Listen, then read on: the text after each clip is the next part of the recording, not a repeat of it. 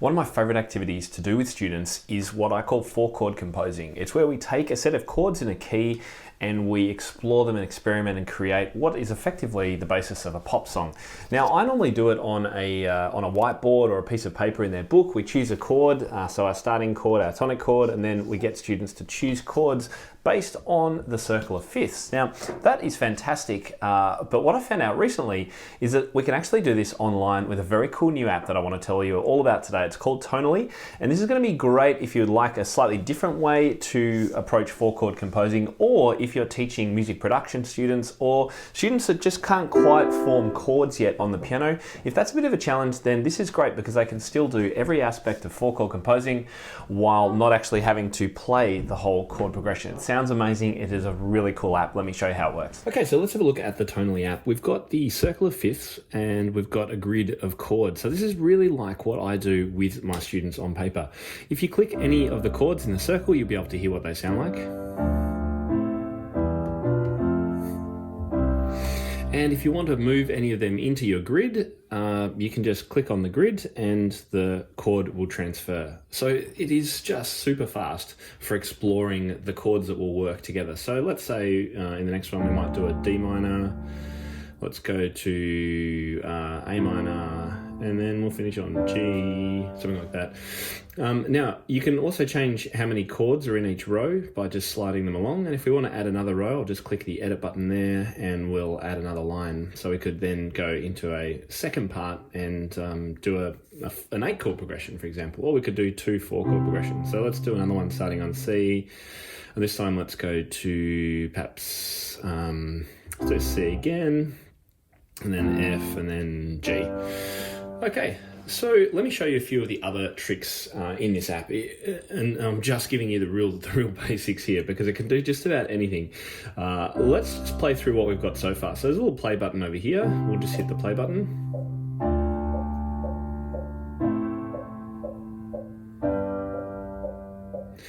Great, so you can change the tempo and things. You'll also notice that down the bottom, the chords actually show up as they're being played. Let's move to the second line now and have a listen to that.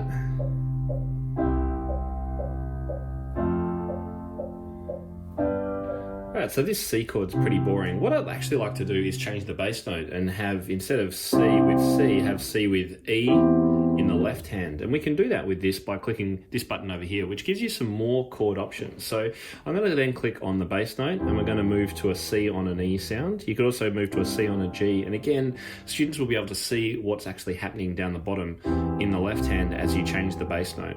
So we'll click yes on that and let's have a listen to that now.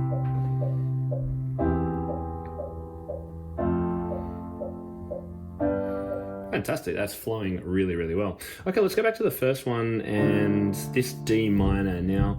Let's see what other options we've got here. One of the other great features, I mean, we could change to literally any other chord that you might possibly want to use is possible. You can also add all the different types of sevenths, major sevenths, 13ths, 11ths, etc. So we could make it a D minor 7th and go from C to D minor 7 to A minor. Or we could use a really cool feature called this one here, the borrowed chord.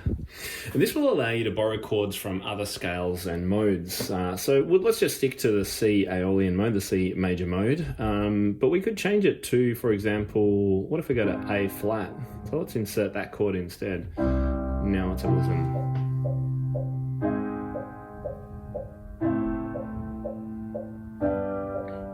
Good, now this chord doesn't quite work, so maybe we could borrow an E flat. Would that work? Let's try it out.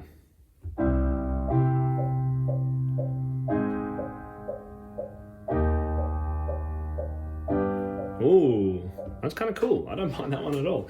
So we've now got an 8-bar verse and we've got the option to add a chorus. So maybe in the chorus we could perhaps move to an A minor to start with, and then G, and then maybe C, and F. I mean, that's pretty kind of standard, I guess, but that works.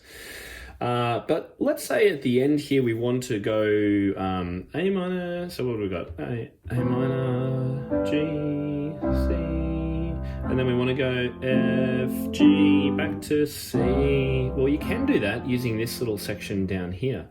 So what we can do is just click on the chord, and we can snip it, and we can change the split to wherever we would like the split. And this chord we're going to make into a G instead. So let's have a listen to that now. And let's...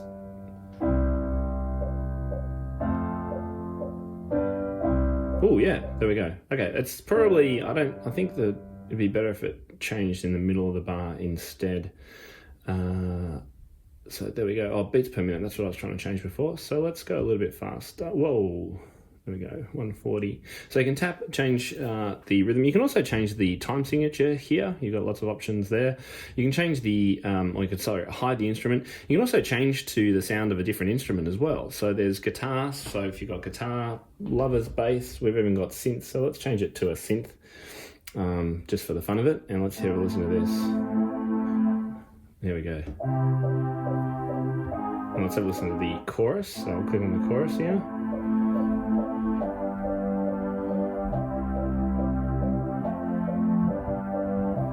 Nice, there we go. I'm not really a huge fan of that particular sound, so I might just go back to the piano for now. So you've got an idea there of how you can go about using this for things like composing with students. Once they've got their chord progression, they can play along. Let's slow it back down, and we could easily play along.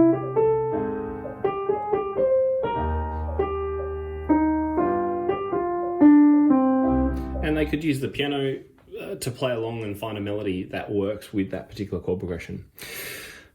So you can start a chord progression in any key. So we could add a whole new part here. And let's say we wanted to start our progression maybe in G, for example. Or we could start in minor keys. You can do just about anything at all. You'll also notice that there are different colors here. So these kind of rainbow colors means that they're borrowed chord colors. Blue is minor, green is major. And if you ever want to check that, you can just have a look over here at the general information, and you can have a look at lots of different bits of the information about what is being shown on the screen at any one time. You can also do tours, and the first time you start the app, it'll take you through a tour showing you how to do things. You can save songs. You've also got lists of popular songs too. So let's say we wanted to go Billie Jean. We won't save that particular current song. So here's Billie Jean, that's already in there. One of the other, so I'm assuming there's ding ding ding ding ding ding ding ding ding ding. So if you're a bass player, you could play along to that.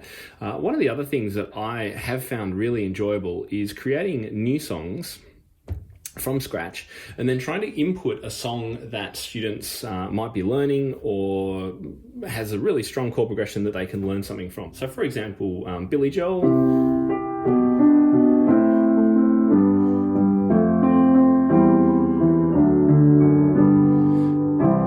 That chord progression I just played is in C, so you could get students to start entering them in. So let's say C. Now the next chord here, this one, is actually a G chord with a B in the bass. So we can click over to the bass, and the next chord, A minor, etc. And you can go along like this and students could play along with it. So it is a fantastic app for exploring this idea of 4-chord composing. Definitely give it a shot, explore it with your students, explore it yourself. I think you can have lots of fun with it. So how cool is Tonaly? One of my favorite apps to explore at the moment, and that is just a little taste of all the things that it can do. So if you're interested to find out more, then definitely check the links below this video, leave me a question or a comment, and make sure you subscribe. I'll see you next time. Hey, just before you go, make sure you click here to subscribe, and we've got thousands of other videos all on the topic of music education and teaching, so make sure you check out some of those other ones here, and I'll see you in the next video.